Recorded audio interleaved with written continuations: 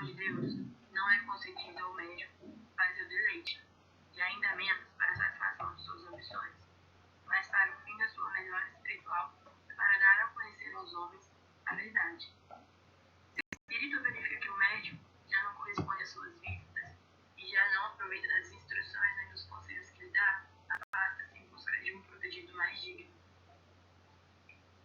Quarto, não pode o espírito que se afasta ser substituído, neste caso não se conceberia a suspensão da faculdade. Espíritos não faltam que outra coisa não desejam, se não comunicassem e que fossem prontos a substituir os que se afastam. Mas, quando que abandona o médium o espírito bom, pode suceder que o seu afastamento seja apenas temporário, para privá-lo durante certo tempo de toda a comunicação, a fim de lhe provar que a sua faculdade não depende dele, médium, e que assim, razão não há para dela se vangloriar. Essas impossibilidades temporárias também servem para dar ao médium a prova de que ele escreve sobre uma influência estranha, pois de outro modo não haveria intermitências. Em suma, a interrupção da faculdade nem sempre é uma punição. Demonstra às vezes a solicitude do espírito para com o médium, a quem consagra a afeição, tendo por objetivo proporcionar-lhe um repouso material, de que o julgou necessitado, caso em que não permite que outros espíritos o substituam. 5. Vence, no entanto, médios de muito mérito, moralmente falando, que nenhuma necessidade de repouso sentem e que muitos se contrariam com essas interrupções, cujo fim lhes escapa. Servem para eles a paciência à prova e para eles experimentar a perseverança, pois é que os espíritos nenhum termo em geral assinam a suspensão da faculdade mediúnica. É para verem se o médico descoroçou. É também para lhe dar tempo de meditar as instruções recebidas. Por essa meditação dos nossos ensinos é que reconhecemos os espíritos verdadeiramente sérios. Não podemos dar esse nome aos que na realidade não passam de amadores de comunicações.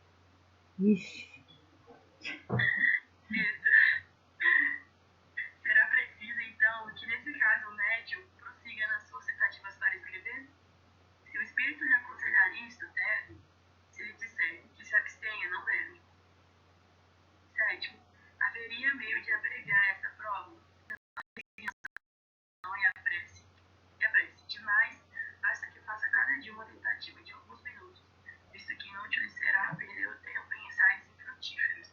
A tentativa só deve ter por fim verificar se já recobrou ou não a faculdade. 8.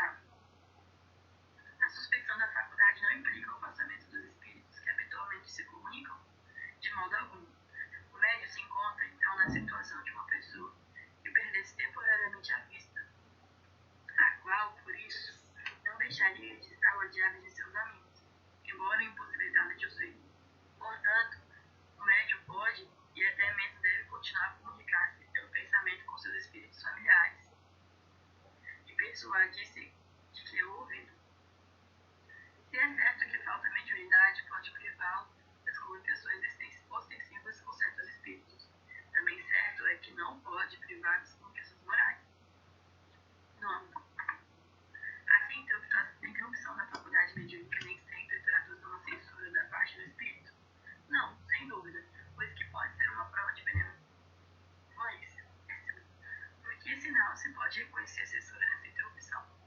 Interrogue o médium a boa consciência e inquira de si mesmo qual o uso que tem feito da sua faculdade, qual o bem que dela tem resultado para os outros, que proveito há tirado dos conselhos que lhe tem dado e terá resposta.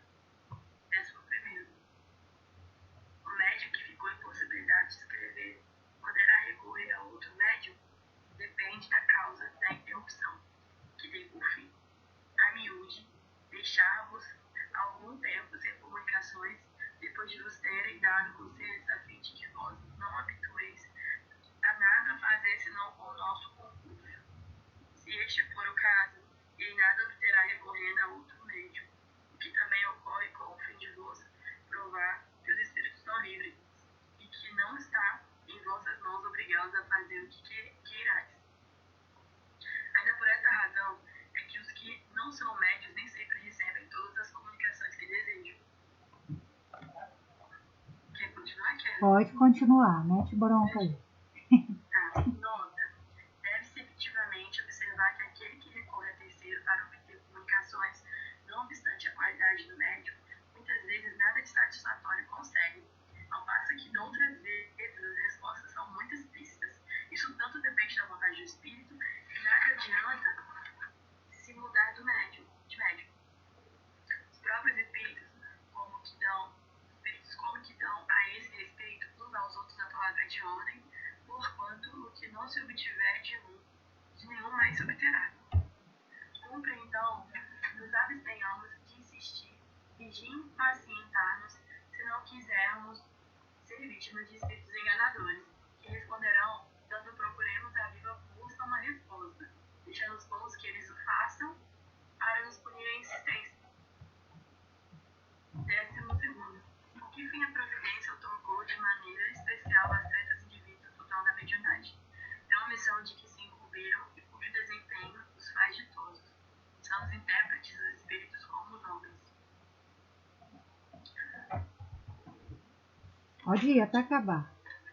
Pode? Pode. 13º. Entretanto, médios a que se manifestam repugnância ao uso de suas faculdades. São médios imperfeitos, desconhecem o valor da graça que lhes é concedida. 14º. Se é uma missão, como se explica que não constitua o privilégio dos homens de bem que semelhante faculdade seja concedida às pessoas que nenhuma estima merecem e que dela podem abusar?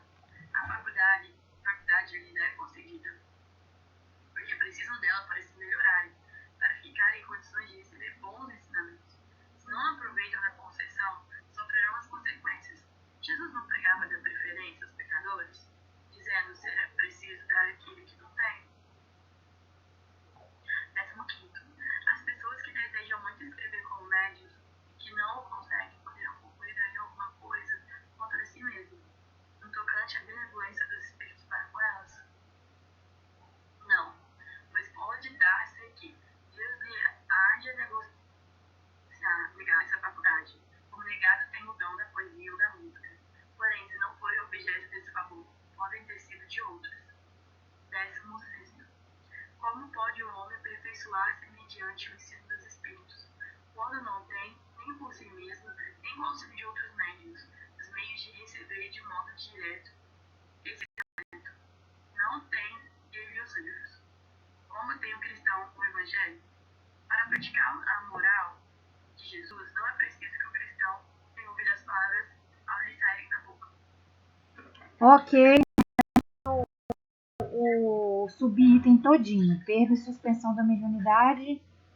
E aí eu pergunto para vocês, pode acontecer a perda da mediunidade, gente? O que vocês acham? Pode. Só que em alguns casos específicos. E aí, pessoal, o que vocês acham? Que, Bárbara? Pode sim, quando não usado pro bem, né? Não usado pro que veio, pro que você ganhou, né? Que é um dom, é uma dádiva. O que vocês acham, pessoal?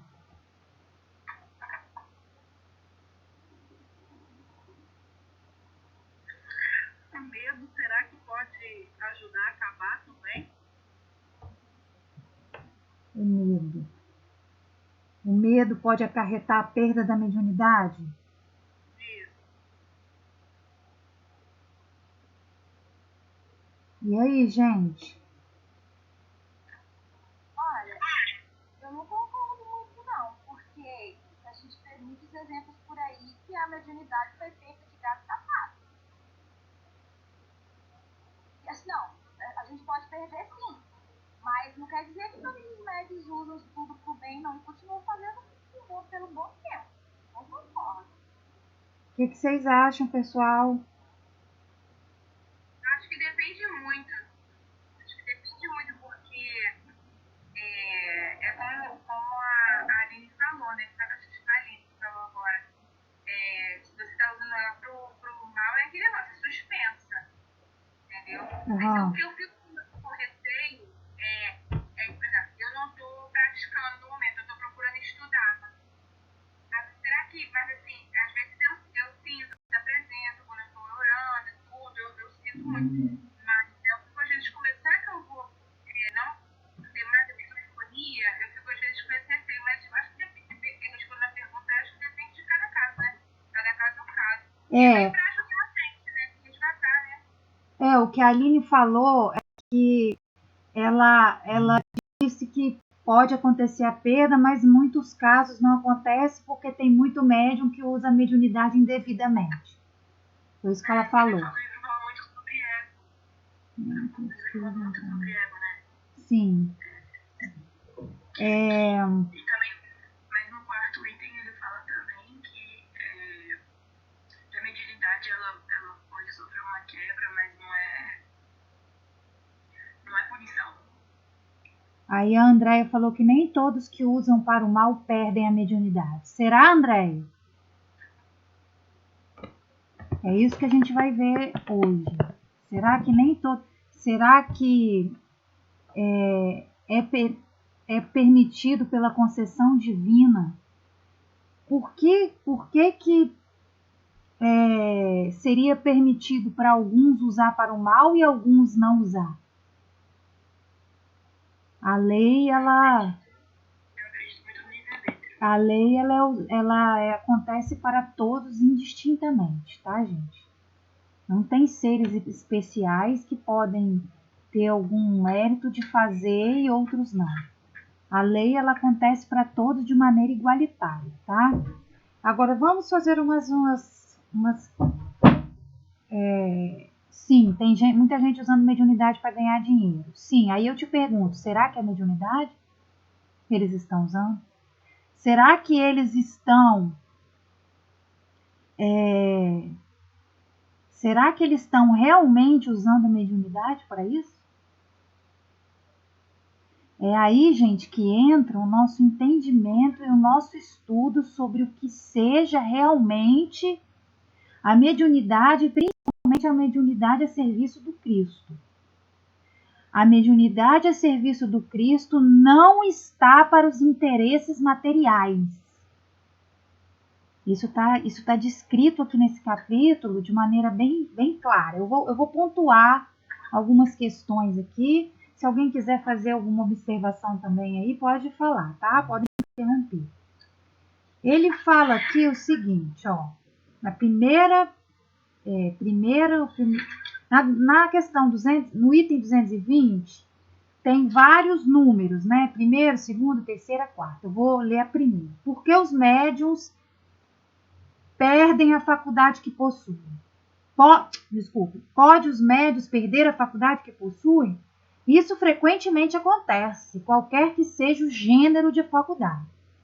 Mas também, muitas vezes, apenas se verifica uma interrupção passageira, que cessa com a causa que a produziu. Mas também, muitas vezes, apenas se verifica uma interrupção. Ou seja, muitas vezes isso acontece, mas em outras vezes acontece uma interrupção total. É o que ele está querendo dizer aqui. Muitas vezes é uma interrupção passageira que cessa com a causa que o produziu, né? Qual é a causa que produz a interrupção da mediunidade? O afastamento dos bons espíritos devido ao ego do médium. Não é o que ele está falando aqui? Ó. Na terceira, o que pode causar o abandono de um médium por parte dos espíritos? Um abandono do médium por parte dos espíritos. Os espíritos superiores estão da mesma forma. Quem se afasta é os médiums. Por quê? Por causa do ego. E aí o médium se afasta do convívio com os bons espíritos, a sintonia com os bons espíritos. O Jorge até colocou aí. O que mais influi para que assim procedam os bons espíritos é o uso que o médium faz da sua faculdade. Então, o uso da faculdade mediúnica faz com que os espíritos ou melhor, com que os médiuns se afastem dos bons espíritos. Há um rompimento da sintonia, né, gente? Podemos abandoná-lo quando dela se serve para coisas frívolas ou com propósitos ambiciosos. Então, ele está dando alguma exceção aqui? Alguns médiuns maus podem continuar com a faculdade? Não, ele não fez exceção. Ou seja, podemos abandoná-lo quando dela se serve para coisas frívolas ou com propósitos ambiciosos. Então, qualquer que seja um médium que esteja com esse tipo de propósito, os bons espíritos vão se afastar. Ah, mas tem médium que está cobrando e está falando que está recebendo Bezerra de Menezes. Tá, e eu faço a seguinte pergunta para vocês. Entre ele falar que é Bezerra de Menezes e ser Bezerra de Menezes, não existe uma distância bem grande? Eu posso falar o que eu quiser. Eu posso falar que eu estou recebendo Jesus Cristo. Será que eu estou recebendo Jesus Cristo, gente? Então, daí vem o nosso cuidado em acreditar em tudo o que se fala. Allan Kardec, quando codificou essa doutrina maravilhosa, ele questionava qualquer tipo de espírito. Podia falar o nome que fosse. Allan Kardec exercia um questionamento crítico diante de qualquer médium e diante de qualquer comunicação mediúnica. Ele não acreditava em nomes, em pompas, Não acreditava não, tá? Então, um médium falar que recebeu fulano, ciclano, beltrano, gente, qualquer médium pode fazer. Bezerra, Allan Kardec, Chico Xavier. Aí eu pergunto para vocês, será que é? Essa que é a questão. Essa que é a questão. Aí ele está falando aqui, podemos abandoná-lo quando dela se serve para coisas frívolas ou com propósitos ambiciosos. Quando se nega a transmitir as nossas palavras ou os fatos por nós produzidos aos encarnados que para ele apelam ou que têm necessidade de ver para se convencerem. Então, o que dá para a gente perceber aqui? Médios que estão preocupados com se amostrar, se exibir, não é isso que está falando aqui? E pessoas que querem ver o fenômeno, querem ver, nossa, é fulano, é ciclano. É isso que ele está falando aqui. Reuniões sérias, manifestações sérias, se dão com médiums sérios, com pessoas sérias, com propósitos sérios, tá? Quando isso não acontece em uma reunião mediúnica, os bons espíritos não se revelam. Eles podem até estar ali, ajudando, mas eles não se manifestam. Os bons espíritos só se manifestam quando há seriedade. Quando há outro propósito de interesse egoísta, vaidoso, egóico, não podemos contar com a assistência dos bons espíritos. Para fazer show, não. Como eu falei, eles podem até estar ali para nos assistir, para tentar nos intuir a nossa consciência.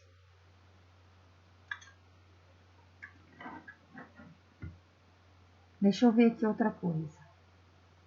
Aí ele fala aqui que nem sempre a interrupção é uma punição, demonstra às vezes a solicitude do espírito para com o médium a quem consagra a afeição, tendo por objetivo proporcionar-lhe um repouso material que o julgou necessário. Então, os bons espíritos, eles conseguem ver melhor do que nós aquilo que nós temos necessidade, tá? servem para lhes pôr à prova. Tá, deixa eu ver aqui. 10ª. Por que sinal se pode reconhecer a censura nesta interrupção? Então, os espíritos interromperam as manifestações. Vamos imaginar aqui, nós somos médiuns. E os bons espíritos não estão se manifestando mais. Aí Kardec perguntou, por que sinal se pode reconhecer essa censura?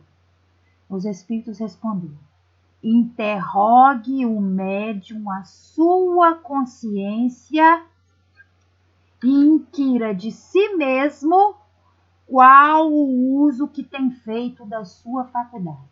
Olha a lição dos espíritos superiores.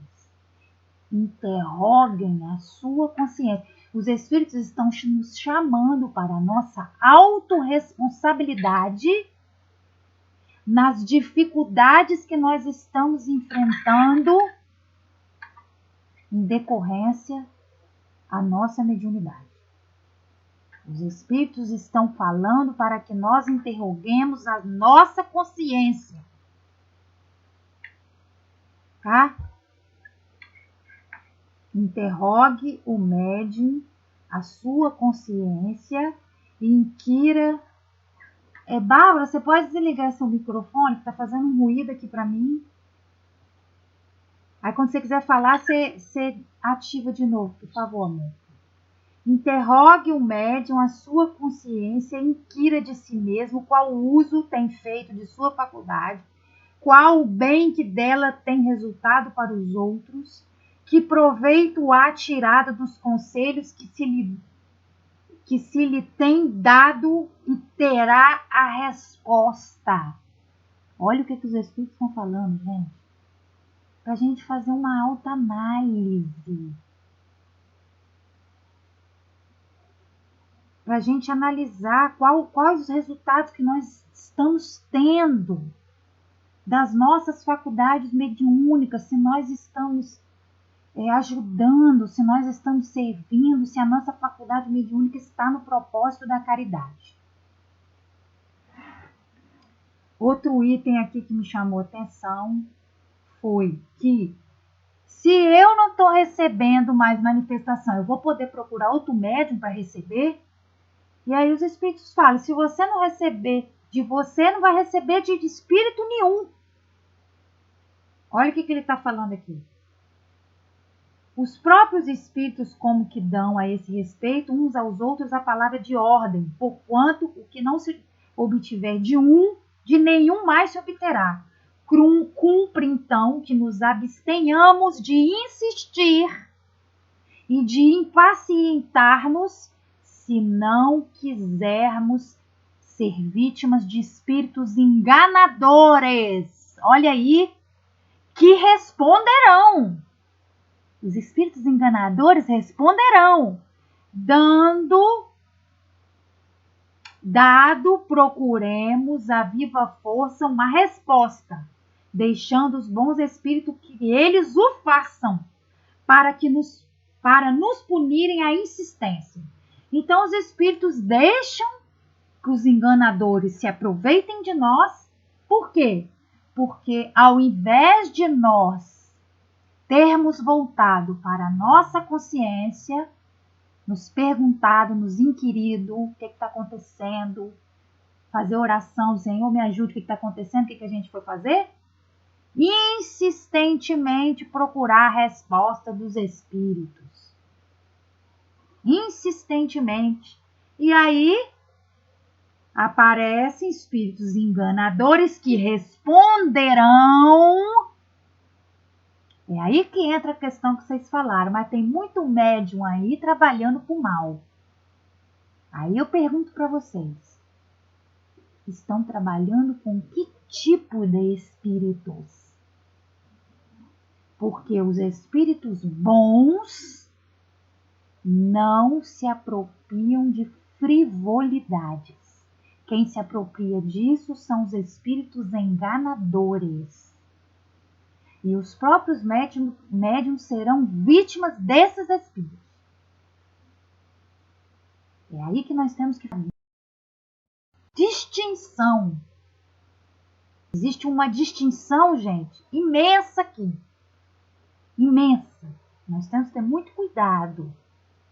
Os espíritos bons jamais participarão de reuniões a serviço do egoísmo, da vaidade, do ego. Jamais. Quem participa disso são os espíritos enganadores, que enganam os outros e enganam o próprio médium. E aí o médium acredita que é um Bezerra de Menezes. Bezerra de Menezes não vai participar de reuniões fúteis, responder perguntas fúteis. Ah, com quem que eu vou namorar, com quem que eu vou casar, que dia que eu vou casar, se eu vou casar, se eu não vou casar. Gente, tem muita gente que vai no centro a perguntar isso. Ah, essa minha namorada é minha alma gêmea, meu namorado é minha alma gêmea. Você imagina que Bezerra de Menezes vai responder uma pergunta dessa? Ah, é minha alma gêmea, ela é de vidas passadas, ele é de vidas passadas. Eu reencarnei para encontrar com ela, para encontrar com ele. Qual o nome do meu filho eu vou botar, nome da minha filha? Vocês imaginem que espírito sério vai responder a coisas que nós poderemos decidir nas nossas vidas. Os espíritos sérios não se envolvem com esse tipo de coisa. As pessoas querem isso. Aí eu estava vendo uma palestra de Haroldo. Haroldo estava falando sobre um médium que ele conheceu, um conhecido dele, que era um médium de efeito físico, de cura, poderoso. Que ele botava a mão assim na ferida, a ferida fechava. Mas esse médium era tão sério que procuraram ele. Teve uma pessoa doente que procurou ele, esse médium, conhecido de Haroldo, e falou assim: fulano, eu tô com uma doença da pele aqui, ó. Você pode curar? Ele falou: não, procura o dermatologista. Hoje em dia já tem dermatologista. Procura o dermatologista, não vou fazer nada não.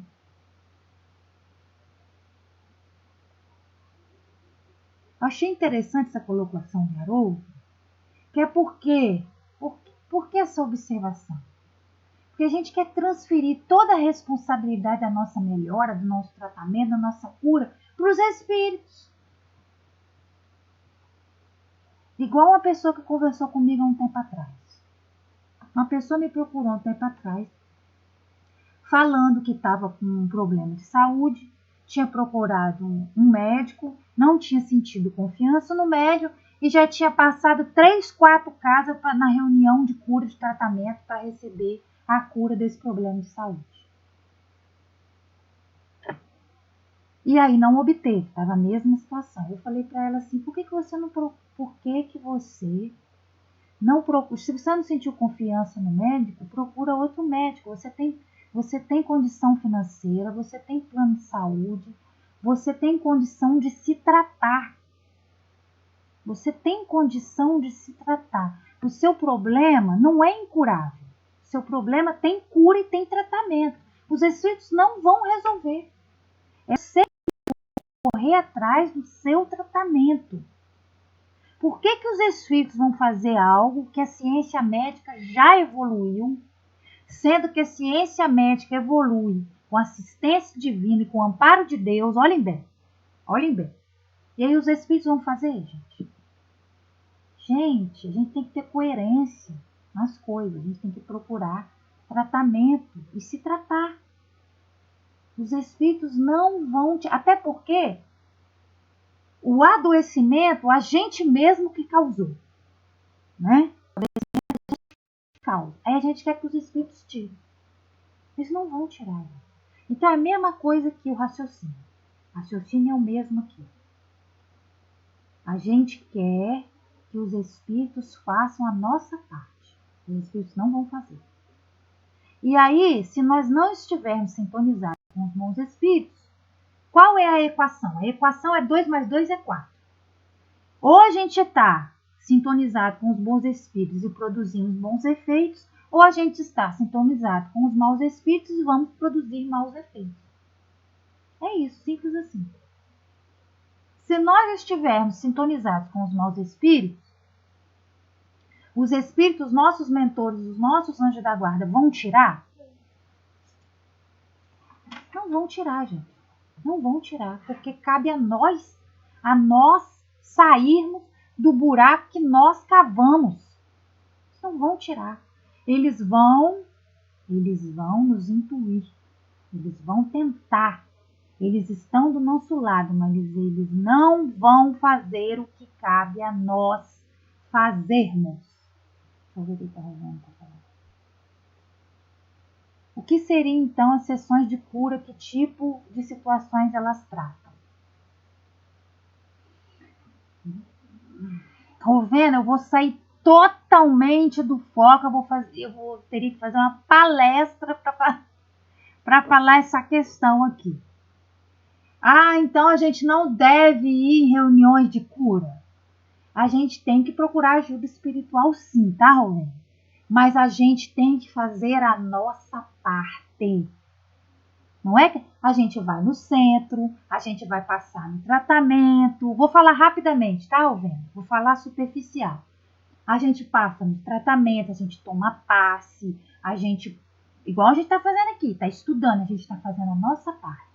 A gente só não pode esperar que a responsabilidade seja feita toda pelos espíritos. É isso que a gente não pode fazer. Por quê? Porque a gente passa numa reunião de tratamento, quatro tratamentos, que é uma vez na semana, e acha que vai resolver o problema. É isso que é o erro. O erro é isso. A gente vai procurar tratamento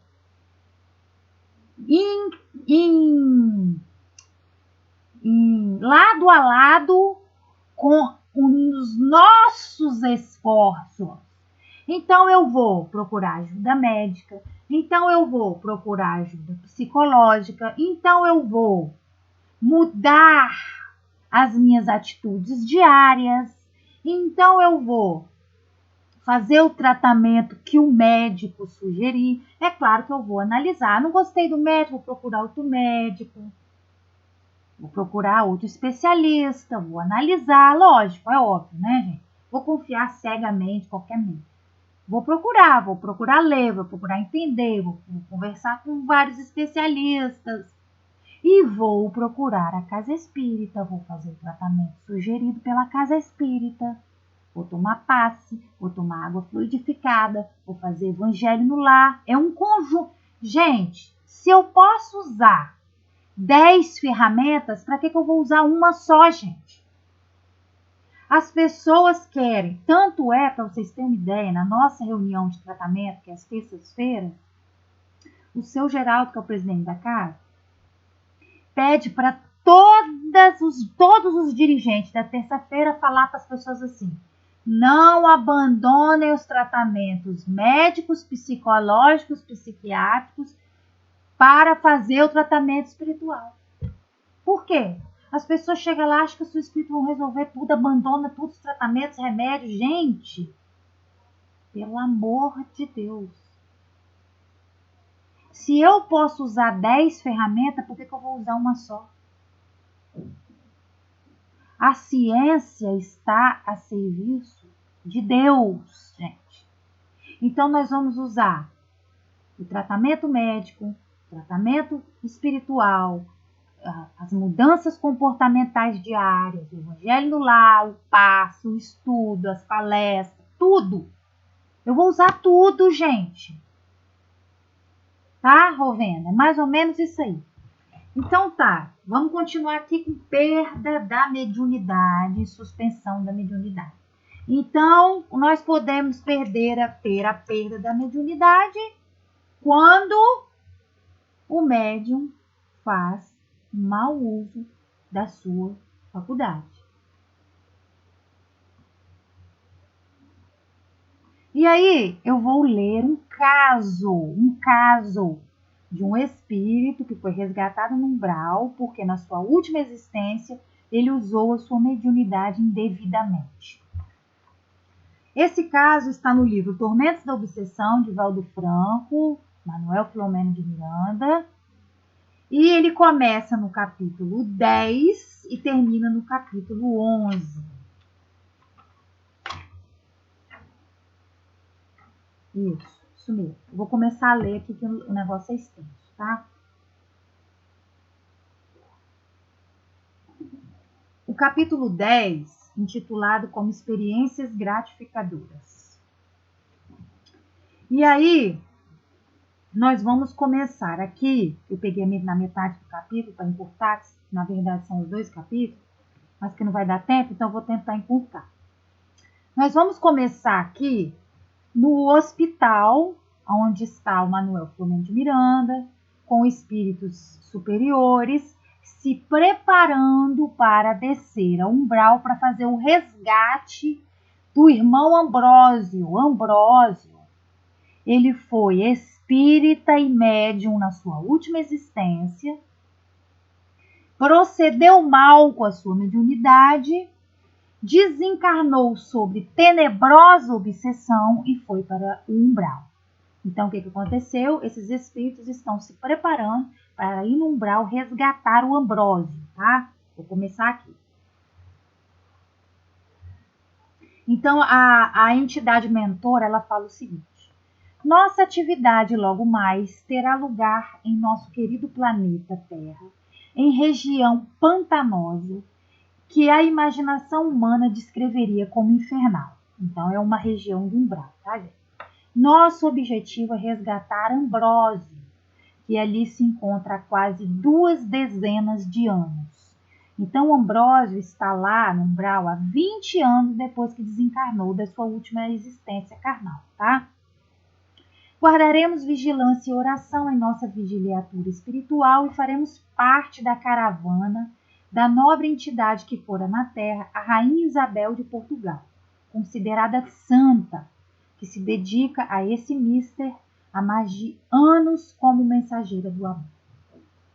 De imediato, notificados que a caravana da magnânima benfeitora chegaria em breves momentos, dirigimos-nos ao jardim a fim de esperá-la. Vimos acercar-se então o grupo de trabalhadores especializados em libertação magnética de espíritos aprisionados em regiões dolorosas sob o comando da nobre senhora.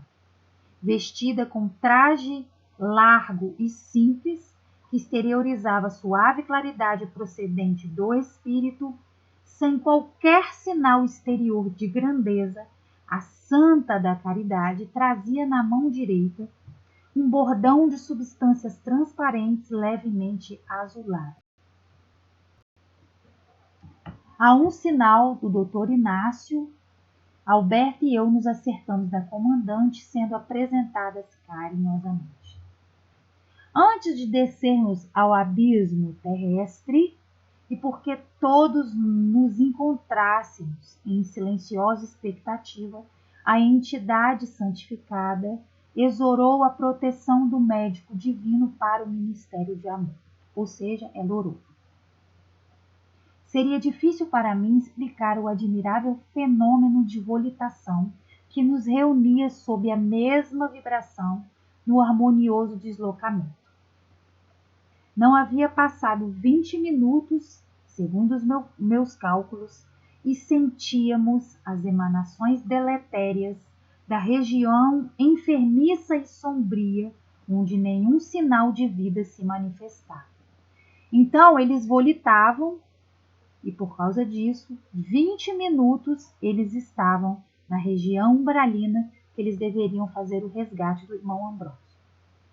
Ao lado de pântanos pútridos, cavernas se abriam profundas em montanhas escuras que limitavam a área do Paul dantesco. Reunindo-nos à borda do lamaçal, demo-nos conta da escuridão reinante, como se nuvens carregadas cobrissem a área.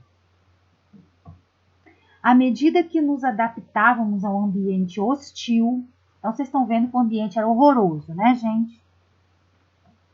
Percebemos as emanações carregadas que subiam do lodo, tornando sempre mais densa as nuvens que pairavam ameaçadoras, como se estivessem carregadas de tormentas incomuns prestes a desabar. A senhora postou-se à frente enquanto os corpos seguiram, formando uma fila indiana silenciosa e austera. Então aqui eles estavam na cidade horrível, horripilante do Umbral, vocês estão vendo, né? Os trabalhadores, eles se colocaram numa fila indiana, para não chamarem a atenção dos espíritos inferiores que tinham nesse lugar. O nosso pequeno grupo ficou entre os que carregavam as tochas e os padioleiros vigilantes. Então, as palavras difíceis, tá, gente? Mas eu não vou poder decifrar todas essas palavras aqui, não, até porque eu não sei. Mas eu tenho algumas anotadas, senão eu vou perder muito tempo. Erguendo o bordão que derramava suave claridade, iniciou-se a marcha sobre o tremendal. Os archotes foram acesos e produziam uma luz branca que não se expandia, suficiente, porém, para iluminar a turma que borbulhava ameaçador. Acompanhando o Dr. Inácio e Alberto, que sempre seguiam as pegadas que eram deixadas pelos visitantes, eu mantinha a mente em Jesus e os sentimentos adornados de compaixão. Neste estado de alma, pude perceber que, de momento a momento, na sombra das lamas agitadas, erguiam-se cabeças que clamavam por misericórdia e apoio para logo afundarem no lodo asfixiante. Deixa eu ver aqui, vou pular. Sem nenhuma palavra, conseguia captar o pensamento do Dr. Ferreira, infundindo-me ânimo e silenciando-me as inquietações que começavam a assaltar-me. A densa treva era cada vez mais escura, impedindo quase a irradiação dos archotes acesos. Archotes, gente, é tipo como é que é o nome da lamparina? É tipo uma lamparina, uma tocha de fogo, tá? Entre um e outro relâmpago, pudemos perceber que acima do lamaçal pairava entidades perversas, que pareciam flutuar no ambiente de aspectos indescritíveis, que as oleogravuras religiosas não conseguem imitar pelo seu aspecto degenerado e apavorante. São os perturbadores da ordem que nos visitam, objetivando roubar os nossos escravos. Pancada neles. Então, as entidades inferiores, algumas, perceberam os trabalhadores do Cristo e falaram: são os perturbadores da ordem. Eles querem roubar os nossos escravos. Pancada neles, e gargalhadas estentóricas produziam estranhos ecos na furna imensa. Ataquemo-los, gritou alguém de aspecto feroz. E como logo voltava a escuridão, passado o instante do relâmpago, somente ouvíamos os protestos e desafios, que não recebiam qualquer resposta. Então eles continuavam andando, mas os espíritos inferiores não conseguiam chegar perto deles, né?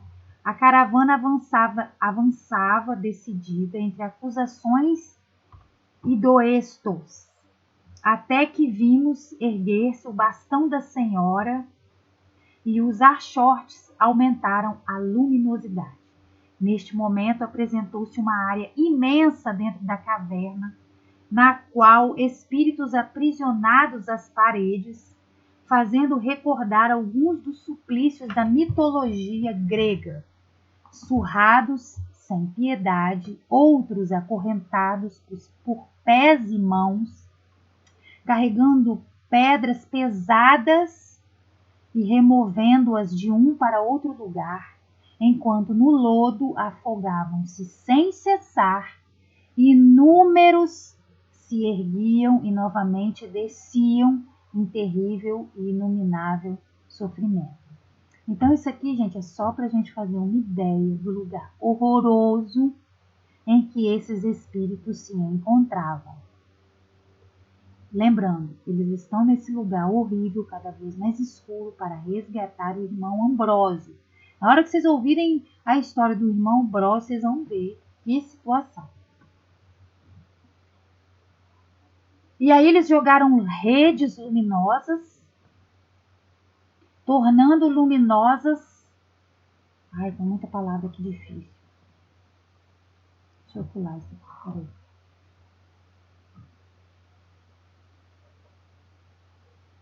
De energia magnética muito bem constituída, um novo sinal, as redes foram puxadas, essas redes magnéticas dos trabalhadores do Cristo, pelos braços fortes dos seus condutores e observamos que, enquanto algumas se despedaçavam, deixando no lugar em agonia aqueles que as seguravam, outros eram colhidos e arrastados até os caravaneiros que os retiravam e os colocavam debilitados nas macas, que de imediato eram distendidas para os receber. Então, as redes dos trabalhadores do Cristo, elas funcionavam como? Eles jogavam a rede magnética no lamaçal e muitos espíritos pegavam ela. Mas os espíritos que não estavam sintonizados com a rede desmanchava. E esses espíritos mergulhavam de novo no lodo. Os espíritos que estavam sintonizados, que eram aqueles que realmente queriam ajuda, continuavam presos à rede e eram conduzidos às macas. Aí ele fala aqui, por algumas vezes se repetiu o admirável concurso de proteção aos infelizes. Então eles jogavam essas redes, gente, várias vezes, tá? Aí eles falam aqui mais um monte de coisa. Tá, vou pular. Tô pulando muito, tá? Quando chegamos à orla daquele verdadeiro purgatório que superava tudo quanto a imaginação pudesse definir, observamos que os espíritos recolhidos foram de imediato atendidos com fluidoterapia, recebendo ligeiro asseio e atendimento para que viessem a adormecer, a fim de não serem criados impedimentos na viagem de retorno ao hospital. Então, eles resgataram alguns espíritos que estavam em condições psíquicas, vibratórias e energéticas de serem resgatados e voltaram para o hospital, tá? Logo chegamos no hospital e os pacientes foram levados com um grupo de visitadores, enquanto o enfermo espiritual, o Ambrósio, que fora retirado das paredes, foi encaminhado à parte inferior do nosso pavilhão para receber o tratamento que lhe seria dispensado. Agora eu vou para o capítulo 11, que aí vai falar sobre a história do Ambrósio. O insucesso de Ambrósio. De certo modo, já familiarizado com as incursões à erraticidade inferior, aquela expedição, todavia, pelas características de que se revestia, ensejou-me interrogações que tive oportunidade de apresentar ao gentil diretor do dia imediato. Impressionara-me profundamente com a faces do irmão Ambrósio, tendo em vista os sinais das sevícias que lhe haviam sido aplicadas e que se apresentavam na forma, dando-lhe um aspecto dantesco. Os traços humanos haviam sofrido graves alterações e todo ele se apresentava esquálido, destroçado, inspirando compaixão e produzindo choque emocional em quem o visse. Então, isso é para vocês verem a situação em que o irmão Ambrósio foi resgatado. Ele foi resgatado numa caverna horrorosa, que era lodo puro, vocês viram? Escuridão pura, algemado. Olha só, quem não conhece a história dele, não sabe de nada, vê, sente mais profunda compaixão, né? Adormecido, ao ser transportado, ressonava de maneira particular em um repouso assinalado pelo terror, natural reminiscência dos sofrimentos e pavores que experimentava durante o largo cativeiro naquela região de Furnas Macabras. Lembrando, ele ficou 20 anos após o seu desencarne nesse lugar macabro. Exteriorizava odores pútridos que remanesciam da decomposição cadavérica ainda impregnada no perispírito, que igualmente se exteriorizava sob deformações responsáveis pela maneira como se encontrava em espírito.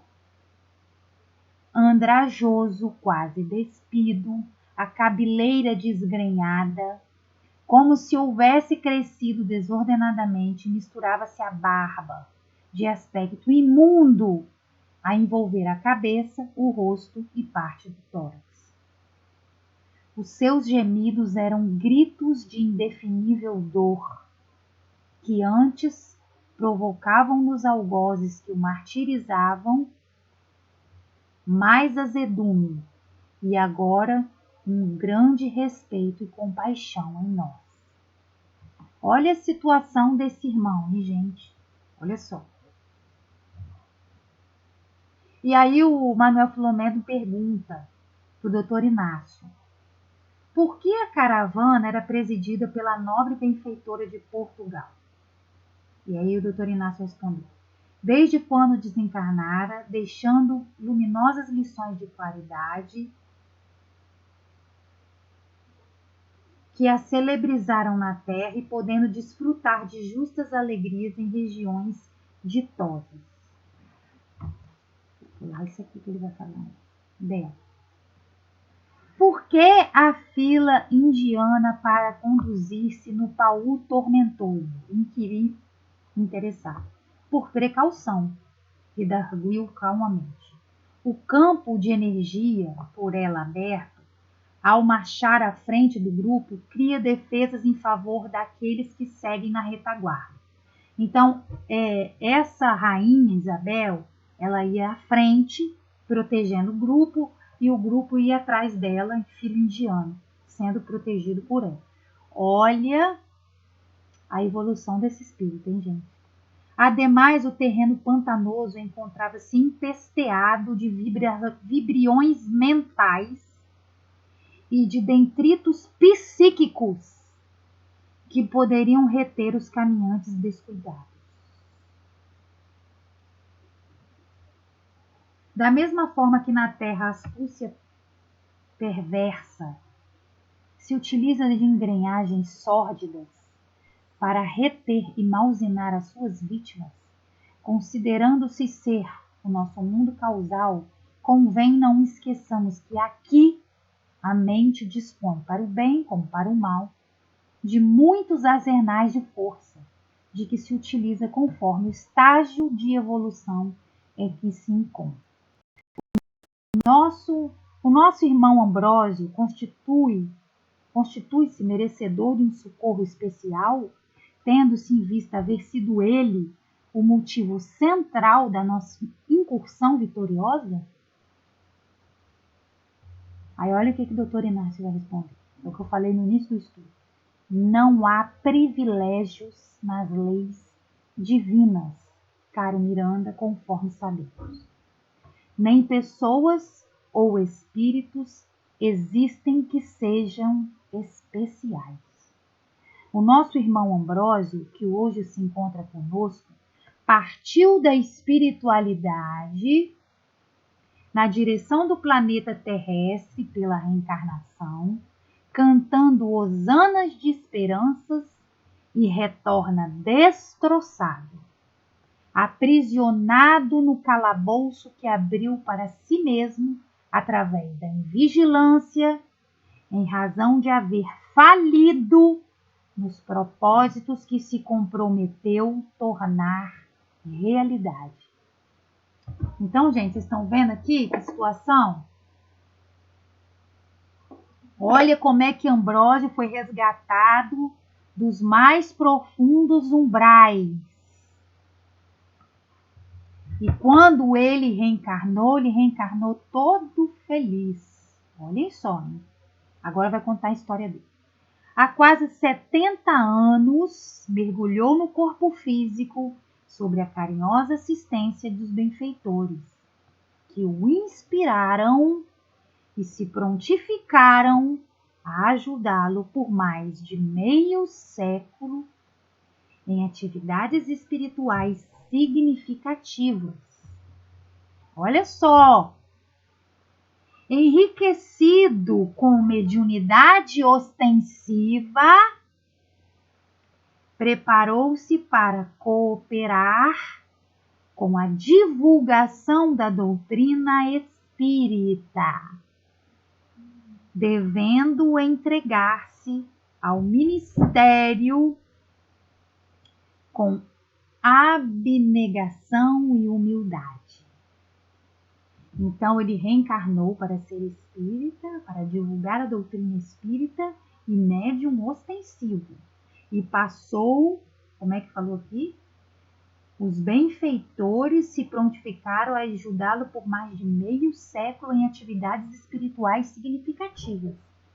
Vocês veem que ele começou bem aí com a ajuda dos mentores espirituais. Olhem bem.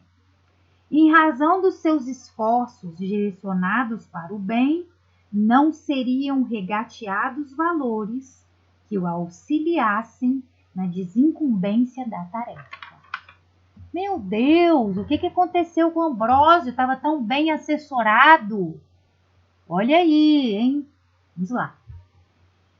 Recuperado de grave delito cometidos no campo do sacerdote católico no passado, no qual se comprometera terrivelmente, o exercício da mediunidade iluminada pela codificação espírita ser-lhe-ia a estrada de Damasco para o verdadeiro encontro com Jesus. Embora a terapia valiosa de que fora objeto não conseguiu superar inteiramente o homem velho e os vícios derivados do egoísmo e da presunção, voltando a enrodilhar-se em cipoais mais vigorosos, agora sem desculpas, em razão do conhecimento que possuía sobre a vida espiritual.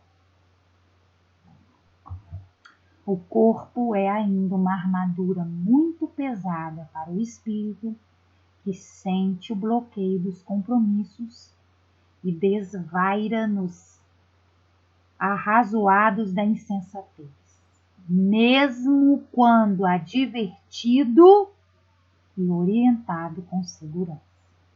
Nosso amigo e irmão Ambrósio renasceu em cálido ninho doméstico, onde o amor vicejava, a fim de dispor de forças para enfrentar e superar as agressões dos adversários desencarnados que o vigiavam desde a infância.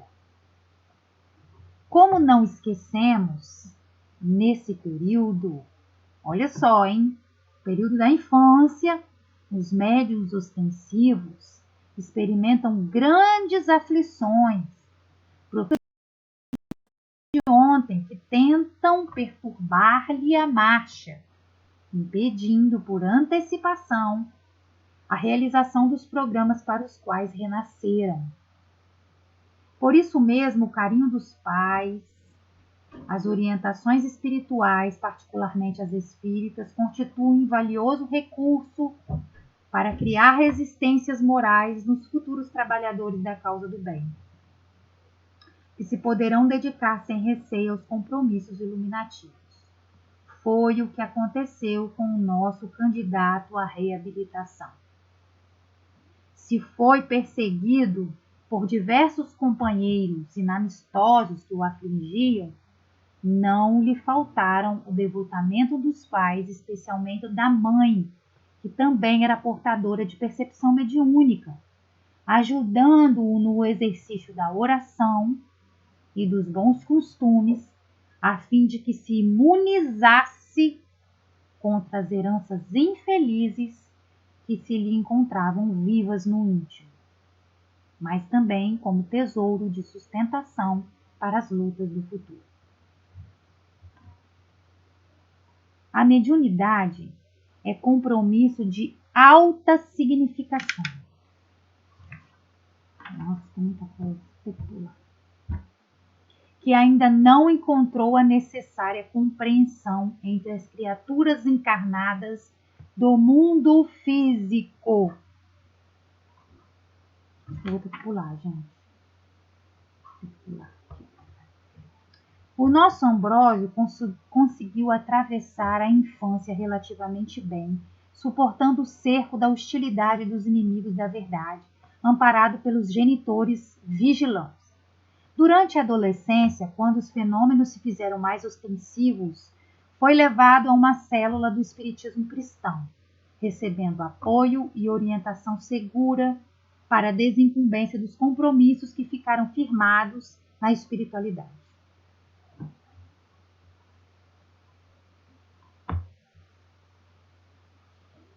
Terminados os estudos e passando a exercer a função que elegera como recurso para uma vida honrada, graças à exteriorização do ectoplasma, onde era meio de ectoplasma, produzia manifestações seguras que fascinavam os companheiros honestos e deslumbravam os incautos. As mensagens que retratavam seus autores com riqueza de detalhes tornaram-se motivo de interesse e atração para os corações saudosos. Logo se criou uma pequena corte de assessores ociosos e de pessoas desinteressadas do espiritismo, mas desejosas de projeção de oportunismo, atraindo-o lentamente para o abismo no qual nós o encontramos. Embora inspirado e bem direcionado pelos seus mentores espirituais, começou a negligenciar as advertências. Olha aí, gente, o divisor de águas. Ele foi muito bem assessorado até a sua idade adulta. Não fala aqui muito bem os anos, eu pulei um monte de parágrafo, mas passou a adolescência aqui e ele está na idade adulta. Então, embora inspirado e bem direcionado pelos seus mentores espirituais, o que ele começou a fazer? Negligenciar as advertências, supondo-se infalível e possuidor de recursos que não lhe pertenciam, tornando-se verdadeiro infante adulado, não sei o que é isso, e exibindo os distúrbios do passado. Olha o homem velho aí, da vida passada, aquele católico aí, exibindo os distúrbios do passado que começaram a ressumar do inconsciente profundo. Por que começou o inconsciente tomar conta aí? Porque ele deu mais, ele alimentou o ego. Então ele estava muito bem direcionado pelos mentores e ele começou a negligenciar as advertências, supondo-se infalível. Então ele começou a alimentar mais o ego. E aí dessa alimentação com o ego aconteceu o quê? O inconsciente profundo começou a abrir e o homem velho começou a dominar. Logo se fez exótico, tomando atitudes estranhas e sintonizando com entidades vulgares que lhe exploravam a vaidade exacerbada, empurrando-o para um anedotário chulo nas palestras doutrinárias, que se permitia proferir perdendo o equilíbrio total e a compostura a pouco e pouco. Olha aqui, ó, os maus médiuns aqui, ó. Aqui que está os maus médiuns, gente. Aqui que está. Os conflitos sexuais que estavam sob controle também começaram a assomar e tornou-se propagandista do exercício livre das paixões da libido, em tons de modernidade, como se liberdade e licenças morais fossem a mesma coisa. Inspirado e assolado por entidades vulgares dos comportamentos do sexo ultrajado, vampirizadoras das energias humanas, foi empurrado para atitudes públicas e particulares reprocháveis, gerando vexame nas pessoas sinceramente vinculadas à doutrina espírita. Não demorou muito e começou a sentir a mudança radical que passou a operar-se em torno da faculdade mediúnica. Olha aí, gente. Olha aí. Os espíritos nobres, rechaçados pela sua presunção, foram afastados por ele mesmo, e outros de elevação suspeita, pseudo-sábios e perversos, começaram a influenciá-lo, especialmente uma legião de artistas plásticos do fim do século passado e começo deste, que mantinham as paixões que o consumiram nele, encontrando campo psíquico para o prosseguimento das alucinações a que se entregaram. Os efeitos físicos foram cessando, e sob a tutela das insinuações perturbadoras, começou a preencher por conta própria os espaços mediúnicos com astúcia e manobras espúrias, sem entender a lição silenciosa que lhe era ministrada pelos guias espirituais, chamando-lhe a atenção aos retos deveres, à honestidade, ao afastamento das companhias malsãs de ambos os planos da vida. A perda e a suspensão da mediunidade são efeitos naturais das leis soberanas, que fazem parte do ministério a que se entregam todos aqueles que pretendem servir ao bem, em razão da não propriedade desses recursos, mas apenas da possibilidade de sua utilização para fins edificantes e libertadores.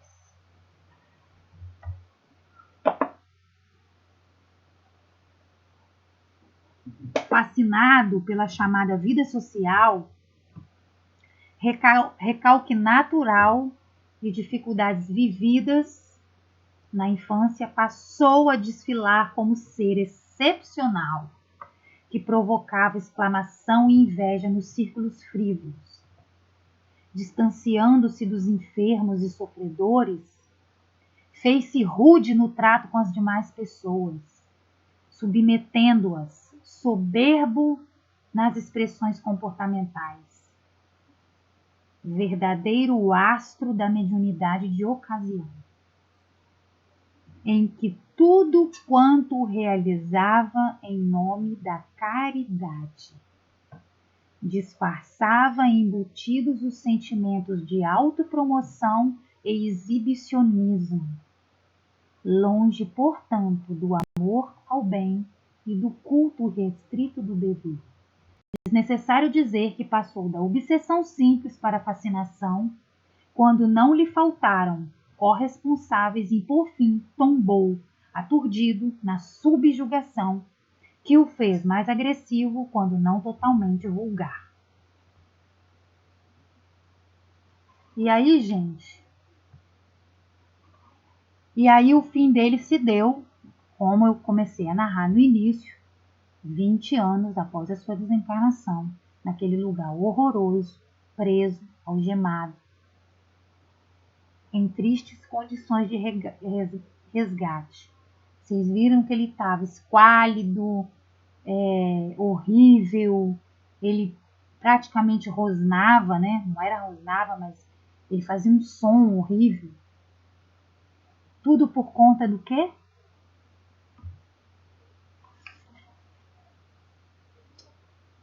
Se fez exótico, tomando atitudes estranhas e sintonizando com entidades vulgares que lhe exploravam a vaidade exacerbada. E aí o que ele fez quando a mediunidade começou a faltar? Começou a preencher por conta própria os espaços mediúnicos com astúcia e manobras espúrias. Então, gente, uma coisa é eu falar que eu sou médium e eu estou a serviço de entidade A, B ou C e eu produzo tal e tal fenômeno. Outra coisa é acontecer. Nenhum médium, nessas condições que o irmão Ambrósio se encontrava, ainda mais extremamente vaidoso, vai dizer e vai aceitar que perdeu a mediunidade. Então isso aqui é para a gente aprender e analisar que muitos médiuns e muitas pessoas podem estar por aí falando que faz, que acontece. A grande questão é, faz? Está fazendo mesmo alguma coisa? Está acontecendo mesmo alguma coisa? Essa aqui é a questão. Então, quando a gente acha que maus médiuns são vitoriosos, é porque a gente desconhece o que se passa na realidade. Porque uma coisa é eu falar. Eu posso vir aqui falar, expor, fingir, mostrar, mas a realidade interna mesmo espiritual pode ser bem diversa.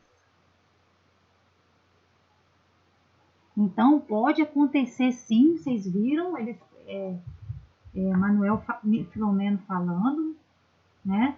A perda da mediunidade, a perda e a suspensão da mediunidade são efeitos naturais das leis de Deus, que fazem parte do ministério a que se entregam todos aqueles que pretendem servir ao bem, em razão da não propriedade da mediunidade. A mediunidade não é algo que nós podemos usar a nosso bel prazer. Não é. O objetivo da mediunidade não é a utilização própria. O objetivo da mediunidade está na função da caridade. E se nós não colocarmos a mediunidade a esse serviço, nós iremos responder por isso. E nós sofreremos as consequências. Quais são as consequências? Sofrimento. É simples assim. Sofrimento. Então, vocês estão vendo aqui que ele era palestrante, ele era médium sensitivo, médium de ectoplasmia, provavelmente de cura. Logo que ele começou a manifestar, ele já criou um grupo de bajuladores.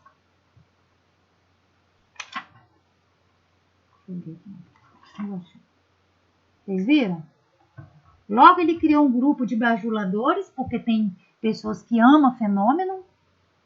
Amam o fenômeno. Nossa, que lindo. Amam a psicografia lá assinada por Bezerra de Menezes. Aí eu pergunto, qual é o conteúdo dessa mensagem? Para mim, o nome pouco importa. A questão é o conteúdo. Tem conteúdo? Eu posso assinar o espírito que eu quiser. Eu pergunto para vocês, tem conteúdo? Então vocês viram que ele foi assistido pelos benfeitores muito tempo. Em decorrência disso, ele produzia fenômenos. Até que um certo ponto, o que aconteceu? Os espíritos pararam de trabalhar com ele. Os espíritos pararam de trabalhar com ele. Ó, não demorou muito e começou a sentir a mudança radical que passou a operar-se em torno da faculdade mediúnica. Os espíritos nobres foram afastados por ele mesmo e outros de elevação suspeita, pseudo-sábios, perversos, começaram a influenciá-los. Pseudo-sábios. O que os pseudo-sábios fazem? Aqui é Bezerra de Menezes. Aqui é Chico Xavier. Aqui é Allan Kardec. Gente, eu já vi em reunião mediúnica médium psicografar a mensagem de Jesus. Psicografar lá, no final escrever Jesus. A primeira coisa que eu me perguntei, deixa eu ver o conteúdo da mensagem. Primeira coisa. Eu já recebi psicografia de médiums que, para mim, o nome que estava lá, eu fui ver o conteúdo da mensagem. Deixa eu ler aqui. Deixa eu ver se tem alguma coisa aqui. Tinha nada. Não falou e não falou nada.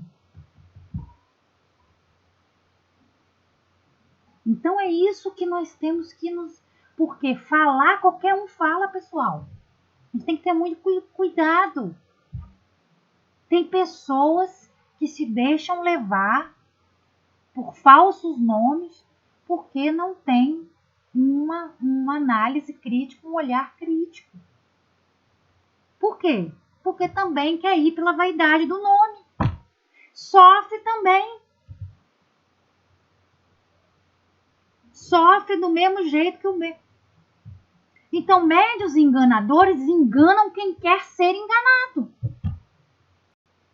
Nós não podemos nos deixar ser enganados pela nossa vaidade.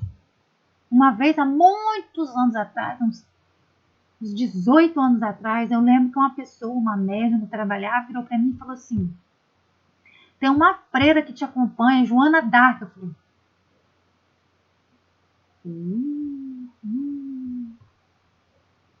Joana d'Arc não, pelo amor de Deus. Joana d'Arc me acompanhar. E se for também, com certeza não é, né, gente? Pelo amor de Deus. Mas essa médium que falou isso pra mim, era uma médium extremamente propensa à vaidade. Ela gostava desse negócio de nome. Por quê? Porque nome impressiona as pessoas. Isso é o quê, gente? É vaidade. Vaidade. Vaidade vai cair na mão de espírito enganador. A gente tem que tomar cuidado com a vaidade. A vaidade não produz. A vaidade não produz. O que produz é a caridade. A gente tem que tomar cuidado com isso aí. Uma vez, olha, tanta coisa.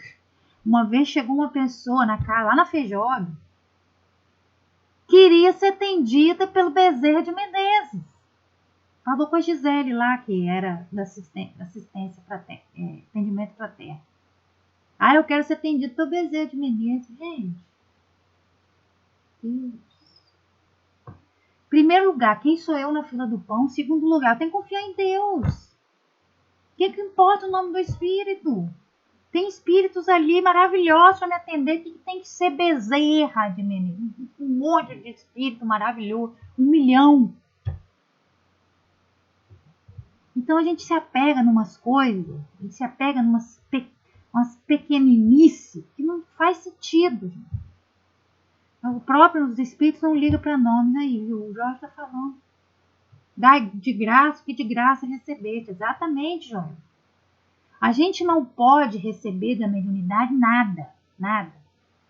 E aí, se o médium, com a sua mediunidade, quer ganhar destaque, ele já não está mais doando de graça, ele quer algo. O destaque é algo em troca. Destaque, reconhecimento, aplauso, tudo isso é algo em troca.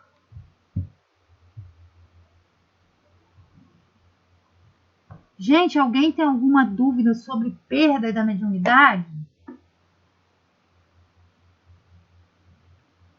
Vocês viram que um médium, ele pode ser assistido pelos bons espíritos, muitos anos, trabalhar com mediunidade, fazer cura mesmo, ajudar mesmo, e ele pode se desvirtuar.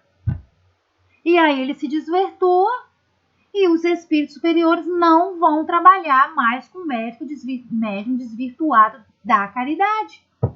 Não vão. Os espíritos superiores só trabalham com caridade. Entendeu?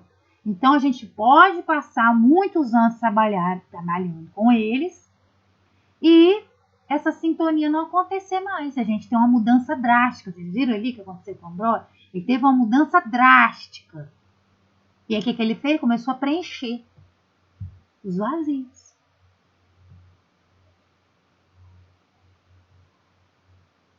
Ok, gente? Então a gente pode ter a perda da mediunidade. Ela pode ser provisória. Ela pode ser por tempo indeterminado. Vai depender do quê, gente? Vai depender do quê? Vai depender de nós, vai depender do médium, do uso que ele faz das suas faculdades. Ah, aquele médium que cobra. E o médium que cobra? E ele está dando passividade, e ele está dando... E ele está corporando, e ele está falando, e aí? E aí? Como é que trabalha esse médium? O que vocês acham? Vocês acham que um Bezerra de Menezes vai trabalhar com médium que cobra, gente? Você acha que um Bezerra de Menezes vai trabalhar com médium que quer ganhar o material daquilo que não pode ter ganho material? Que é a mediunidade? O que está acontecendo com o médium que cobra, gente?